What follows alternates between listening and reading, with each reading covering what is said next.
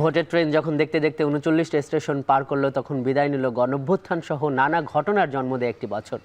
স্বৈরাচারকে বিদায় দেওয়ার পর দেশের রাজনীতি কোন পথে চলবে, কতটুকু বন্ধ হবে সাংবিধানিক স্বৈরাচার তৈরির পথ, কিংবা দেশ পরিচালনার যোগ্য প্রতিনিধি খুঁজে বের করতে নতুন আরেকটি নির্বাচন। নতুন বছরও নানা কারণে আরও অনেক ইতিহাস রচনা করবে বাংলাদেশে। দর্শক, নববর্ষের শুভেচ্ছা জানিয়ে শুরু করছি আজকের ভোটের ট্রেন। আপনার সঙ্গে আছি আমি আজহার লিমন।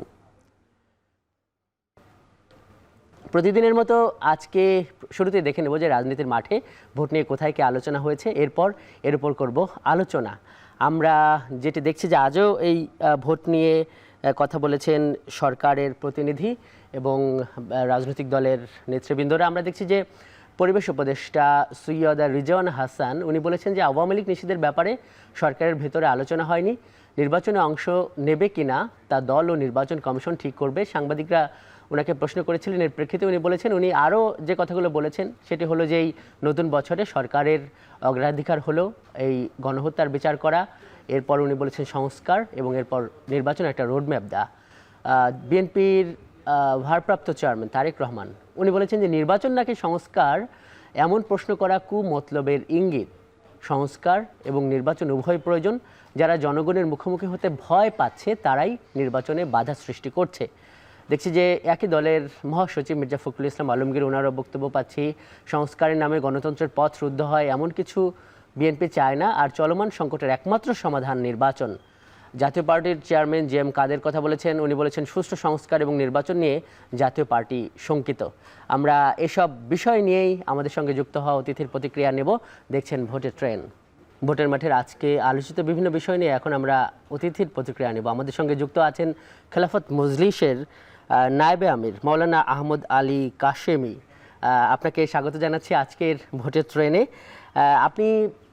আপনাকে সরাসরি প্রশ্নতেই যাই যে আপনি শুনলেন যে রাজনৈতিক দলের নেতৃবৃন্দ এবং সরকারের পক্ষ থেকেও নির্বাচন সংস্কার এগুলো নিয়ে কথাবার্তা হচ্ছে, কথা ছড়াছড়ি হচ্ছে।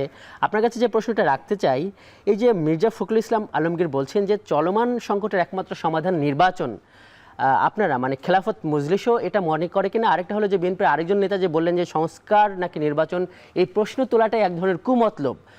আপনারাও কি সংস্কার নাকি নির্বাচন এই প্রশ্ন তোলাটাকে কুমতলব মনে করেন কিনা?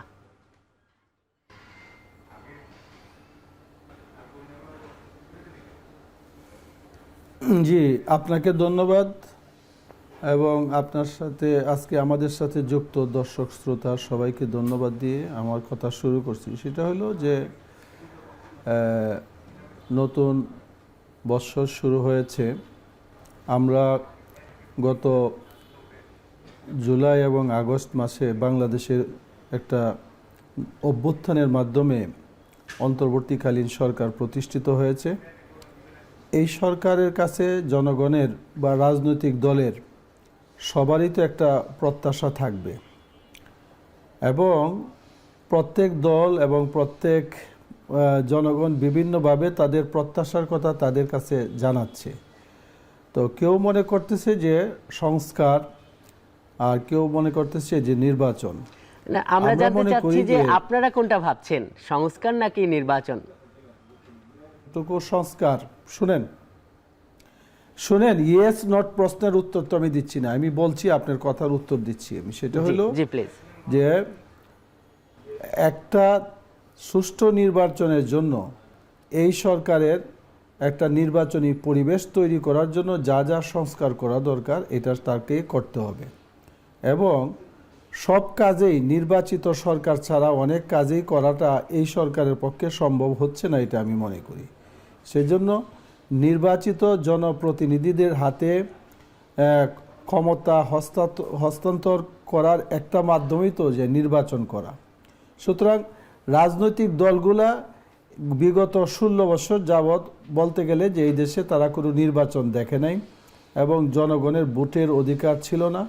সুতরাং এখন এটা তো রাজনৈতিক দল হিসাবে বিএনপি বলেন, মির্জা ফখরুল ইসলাম বলেন বা তারেক রহমান বলেন, ওনারা নির্বাচনের তাকিদ দিতেই পারেন, এবং বিভিন্ন সময় তারা বিভিন্ন বক্তব্য দিচ্ছেন যে উপদেষ্টাকে একেবারে তাড়াহুড়া করছেন এরকমও না, কিন্তু চাচ্ছেন যে সুনির্দিষ্ট একটা রুট ম্যাপের মাধ্যমে যে সরকার কবে নাগাদ নির্বাচন করবে এবং নির্বাচনের আগের জরুরি কাজগুলা কবে নাগাদ তারা শেষ করতে পারবে, এই ধরনের একটা রুটম্যাপ নিয়ে তারা যদি অগ্রসর হয়, জনগণও আশ্বস্ত হবে। আর পরিপূর্ণ সংস্কার কইরা পরে যে একটা নির্বাচন দিবে, এটার পক্ষে আমরাও না, কারণ সংস্কারের তো কোনো শেষ নাই। আমাদের অনেক সমস্যা আছে, সব সমস্যা যে এই সরকার শেষ করতে পারবে এরকম না। সমস্যা যেমন চলমান আছে। মাওলানা আহমদ আলী কাশেম, আমরা বুঝতে পেরেছি আপনারা বলতে চাইছেন যে জরুরি সংস্কারগুলো নির্বাচনের আগে হোক, এবং সংস্কার যেহেতু একটা দীর্ঘ প্রক্রিয়া, বিএনপি যেভাবে বলছে, এর জন্য নির্বাচিত সরকার এসে সেটি করুক। আপনার সঙ্গে আমরা আবারও যুক্ত হব। দর্শক দেখছেন ভোটের ট্রেন, আমাদের সঙ্গে যুক্ত আছেন খেলাফত মজলিসের নায়েবে আমির। এই মুহূর্তে নিচ্ছে একটি বিরতি।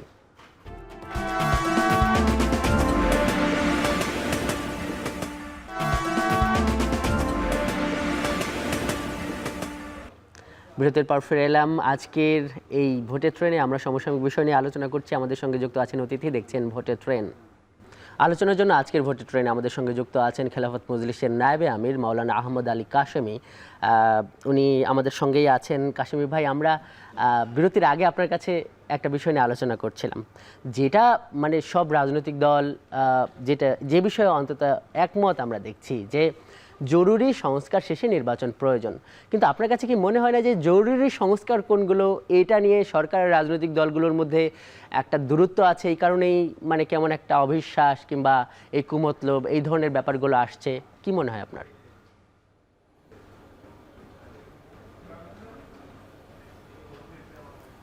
মানে ব্যাপারটা হলো কি, সরকার কি ধরনের সংস্কার কিভাবে করতেছে, সেটা আমি যেটা মনে করি যে রাজনৈতিক দলের কাছে অনেকটা অস্পষ্টতা আছে। সেই অস্পষ্টতাটা যদি আলাপ আলোচনার মাধ্যমে, কারণ সরকার তো আমাদের বাহিরে কেউ না, এই সরকারটা আমরা মনে করি যে বর্তমান সরকার সকল রাজনৈতিক দল, দেশপ্রেমিক সকল রাজনৈতিক দল, ওটা এখন আমাদের তৈরি করা সরকার।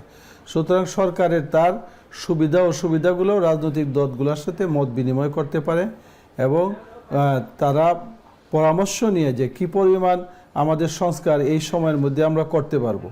এবং নির্বাচনী ব্যবস্থা যাতে একেবারে ভেঙে পড়ার মতো ছিল, সেটার থেকে উত্তরণে জনগণ যাতে সঠিকভাবে তাদের ভোটাধিকার প্রয়োগ করতে পারে, সেই ব্যবস্থাটা। আর জনগণ যখন তাদের ভোটে কাউকে নির্বাচিত করবে, তখন বাকি কাজগুলা সেই নির্বাচিত সরকার করবে। এই জন্য এটা মনে করি যে বর্তমান সরকারের সাথে কোনো ধরনের অস্পষ্টতা যাতে আমাদের তৈরি না হয়, কোনো ধরনের ভুল বুঝাবুঝির অবস্থা যাতে তৈরি না হয়। জনাব আলী আহমেদ, আপনাকে এখানে আরেকটা একটু প্রশ্ন করি। আপনারা কি মনে করেন এটা জরুরি সংস্কার করতে যদি এক কথায় উত্তর দেন, সেটা আসলে কতদিন সময় দরকার, বা সেই যৌক্তিক সময়টা মানে কতদিন হতে পারে? আপনাদের কোনো ধারণা বা রোডম্যাপ আছে এই নিয়ে? এটা তো আমি মনে করি যে আগামী ডিসেম্বরের আগেই এটা শেষ করে, মানে আগামী ডিসেম্বরের দিকে নির্বাচন দিতে পারে, অর্থাৎ 2026 যাতে না যায়, সবশেষ আপনাকে আপনার মধ্যেই।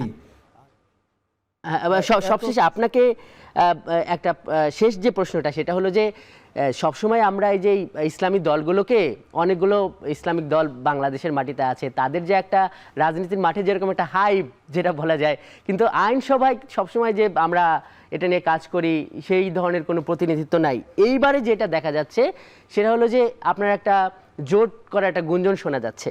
তো এই জোট কি আসলেই হবে নাকি গুঞ্জন? আর এই ধর্মভিত্তিক দল জোট করলেও আসলে মানুষ কতটা সমর্থন দেবে, এ ব্যাপারে আপনারা কেন আশাবাদী, যদি একটু সংক্ষেপে বলেন।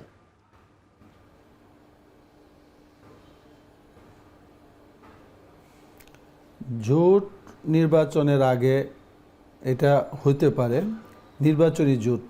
তো নির্বাচনী জোট হইলে জনগণ কতটুক দিবে, এটা তো ভোটের মাঠে যাওয়ার আগে আমরা বলতে পারবো না। জনগণ কিভাবে নিবে, একটা হলো জনগণের প্রত্যাশা আছে যে সকল ইসলামী গণনার দলগুলা একটা প্ল্যাটফর্মের থেকে এক অভিন্ন একটা বাক্স তৈরি যদি হয়, তাহলে আশা করা যায় যে মানে কিছু প্রতিনিধি আমাদের এখান থেকে বেরোয় আসবে, এটা আমরা মনে করি আর কি। কিন্তু জনগণ কতটুক নিবে সেটা তো নির্বাচনী তফসিল যখন ঘোষণা হবে, আর আমরা কিভাবে মাঠে যাব, জনগণ আমাদের কথা শুনবে, জনগণ বিবেচনা করবে সেটা তো অগ্রিম আগাম বলার কোনো সুযোগ নেই আমাদের।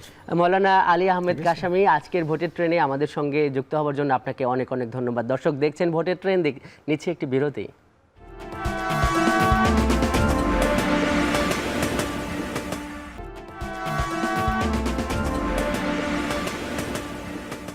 বিরতির পর ফিরে এলাম, দেখছেন ভোটের ট্রেন।